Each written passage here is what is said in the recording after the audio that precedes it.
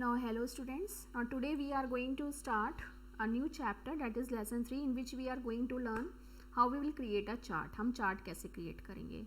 तो इससे पहले हमने पाइथन में बहुत सारे हमने क्या सीखा है, डाटा फ्रेम बनाना और सीरीज़ बनाना. ठीक है, सीरीज़ 1D पे काम करता है, डाटा फ्रेम 2D पे काम करता है. और जब भी हमने सीरीज़ और डाटा फ्रेम को बनाया है और उस पर जो भी ऑपरेशंस परफॉर्म करे हैं, तो उसका जो डाटा है वो हमेशा टैबुलर फॉर्म में हमें मिला है. कैसे, let me show you. See this, जब भी हम डाटा फ्रेम सीरीज़ क्रिएट करते हैं, डाटा फ्रेम में तो हमेशा हमें कॉलम्स मल्टीपल मिलते हैं, तो ये एक टैबुलर फॉर्म पे ही हमने काम किया है. लेकिन होता क्या है कि जब हमें कोई डिसीजन लेना होता है या कुछ एनालाइज करना होता है, तो इट्स वेरी डिफ़िकल्ट, बहुत ज़्यादा डिफ़िकल्ट होता है कि हम उस चीज़ को पढ़ें और डिसीजन लें.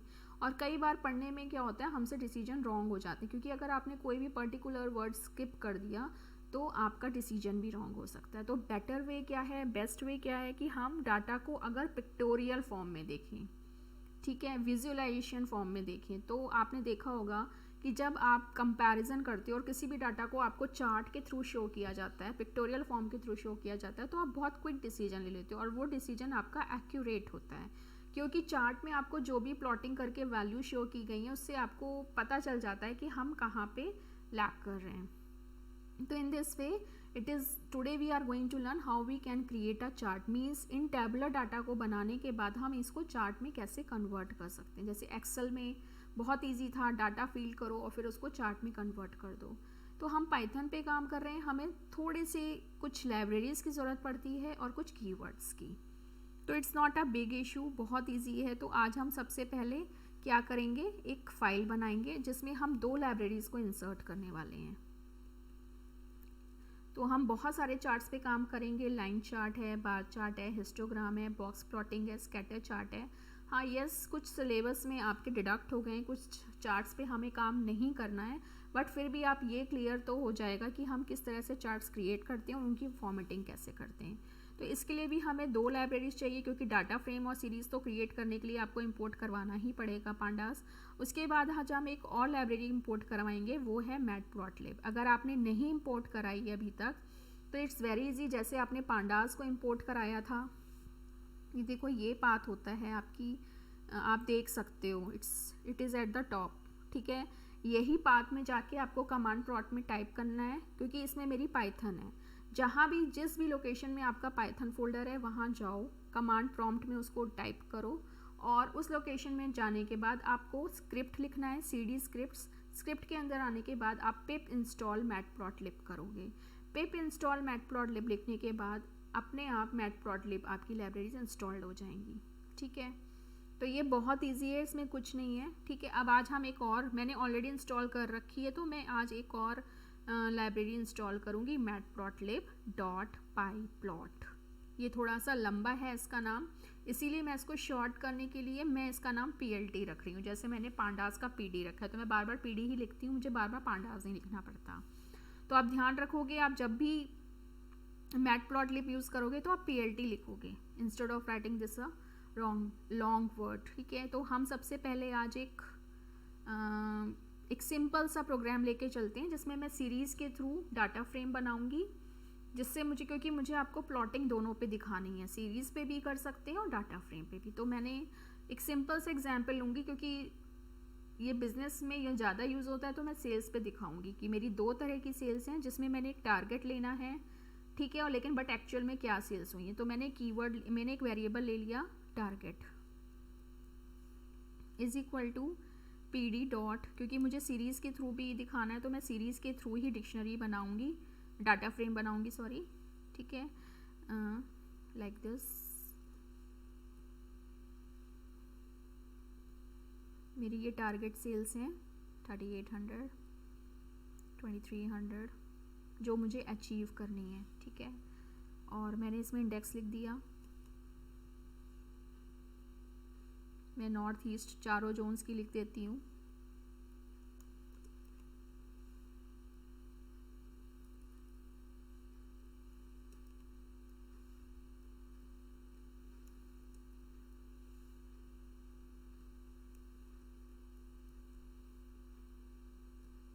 ठीक है, ये तो यहाँ पे क्लोज हो जाएगा राउंड ब्रैकेट। उसके बाद मैं दूसरा ले लेती हूँ जो मेरी एक्चुअल सेल हुई है।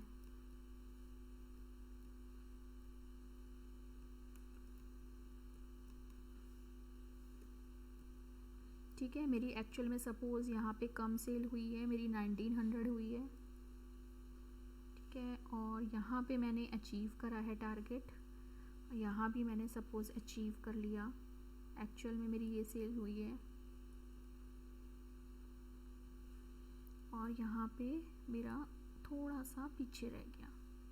ओके, उसके बाद इसके लिए भी हमें सेम इंडेक्स लेना है, तो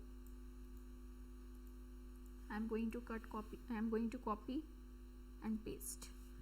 अब हमें क्या करना है, डिक्शनरी बनानी है जिसमें मैं सेल्स हेडिंग दूंगी।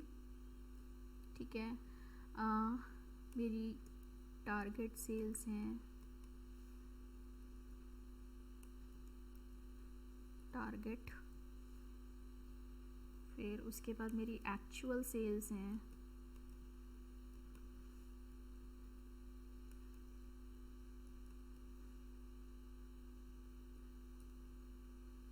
अब आप क्या करोगे, इसको डाटा फ्रेम में कन्वर्ट करोगे। df इक्वल टू, मैंने एक वेरिएबल ले लिया pd dot data frame, f capital, मैं बार बार बताती हूँ कि डाटा फ्रेम के लिए d और f कैपिटल होते हैं, और सेल्स को कन्वर्ट कर दूँगी। ठीक है, फिर उसके बाद प्रिंट df। पहले हम डाटा देख लेते हैं।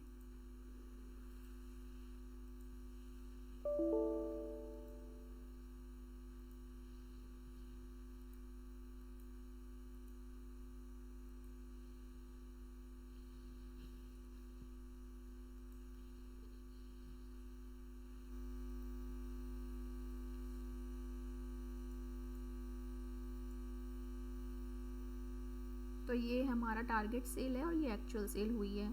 तो आपको डिफरेंस दिख रहा होगा नॉर्थ में, ईस्ट वेस्ट में, साउथ में। ठीक है, अब मुझे क्या करना है, पहले मैं सिंगल सीरीज पे सिर्फ एक सिंगल लाइन चार्ट बना के दिखाऊंगी। तो लाइन चार्ट कैसा होता है ये देखो, लाइन चार्ट इस तरह से होते हैं। इसमें देखो, इसमें क्या किया इन्होंने, ये इनकी वैल्यूज़ हैं और ये जहाँ पे इन्होंने टारगेट अचीव किया। तो 200, ये अब ये जो डॉट्स होते हैं ना, जो भी हमारी वैल्यूज़ हैं उस पर हम डॉट लगा के और फिर उसको कनेक्ट कर देते हैं लाइंस के थ्रू। तो ये सिंगल पे है, ये मल्टीपल हैं। ठीक है, जब हम डाटा फ्रेम पे चार्ट बनाएंगे तो हमारा डाटा फ्रेम पे इस तरह का आएगा, और जब हम सीरीज़ पे बनाएंगे तो उसमें सिंगल लाइन आएंगी।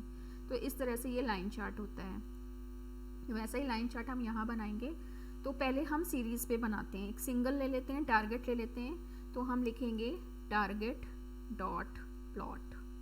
प्लॉट का मतलब है कि अब हम क्या करने जा रहे हैं, it help us to create a chart. Dot, जिस पे भी आपको चार्ट बनाना है उसका ऑब्जेक्ट का नाम डॉट प्लॉट। प्लॉट का काम क्या है, चार्ट क्रिएट करना। ब्रैकेट आपको पता है लगेगा, फंक्शन के साथ ब्रैकेट लगते हैं। अब हम लिखेंगे PLT, क्योंकि मुझे इस प्लॉट को, चार्ट तो बन जाएगा लेकिन उस चार्ट को हम शो भी तो करेंगे, प्रिंट भी तो करेंगे। तो किसी भी टेक्स्ट को प्रिंट करने के लिए हम प्रिंट कीवर्ड यूज़ करते हैं, वैसे चार्ट को प्रिंट करने के लिए matplotlib.pyplot की जगह मैंने PLT कीवर्ड यूज़ किया है। तो मैं PLT लिखूँगी, PLT डॉट शो। शो का मतलब है कि जो भी आपने चार्ट बनाया है उसको प्रिंट करो, प्रिंट भी तो कराओगे। ठीक है, तो अभी तो हम सिंगल सीरीज पे चार्ट बना रहे हैं, तभी मैंने टारगेट लिया है। सी, इसको फिर से शो कर देती हूँ।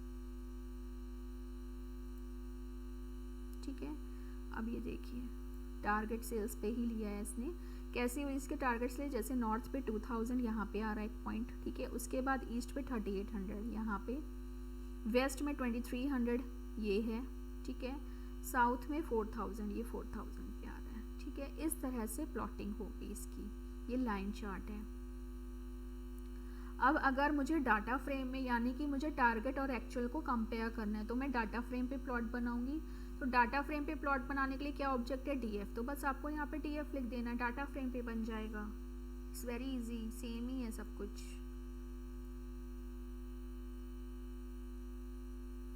ये देखिए, अब हमारे यहाँ पे मैं आपको कंपैरिजन करके दिखाती हूँ।